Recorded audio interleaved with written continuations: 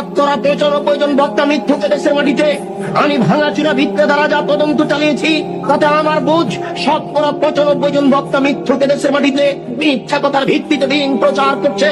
আপনাকে সজাগ সত্যার হতে হবে, নইলে এই হুজুরেরা ইসলামের গায়ে ধর্মের গায়ে আগুন লাগিয়ে দিয়েছে, ধাঁধা ধাঁধা করে ধর্ম জ্বলছে। আপনি এখন কি করবেন? আজ যদি ঢাকা শহরে খাঁটি ফার্নিচার কিনতে যান, ভালো কাঠের ফার্নিচার পাবেন, টাকা বেশি লাগতে পারে।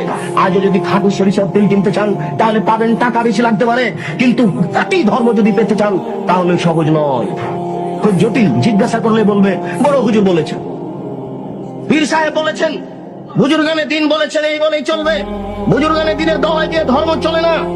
মৌলানা সাহেবকে যখন বলা হচ্ছে আপনার কেন এই অবস্থা, তখন মৌলানা সাহেব বলছেন কি করি, আমি যে ভালো বলেছি ভালো করিনি। যে হুজুরের বাড়ি দেখেন না, হুজুরের বইয়ের কি অবস্থা, হুজুরের পায়জামাটা টাকনুর নিচে আছে এটা দেখা যায় না, হুজুরের চাকরিটা অবৈধ পয়সাতে আছে এটা দেখা যায় না, হুজুর সকালবেলাতে টাকা কম হলে রাগ করছে এটা বোঝা যায় না। शरीयत की पागल नाकि, शरीयत के हवाई लड्डू, दोनों हाथ में लड्डू है, जो चाहे उसको खा ले, जो चाहे उसको छोड़ दे। ये शरीयत के हवाई लड्डू नाकि, हाका बाका लारू नाकि शरीयत इच्छा मतो खावे।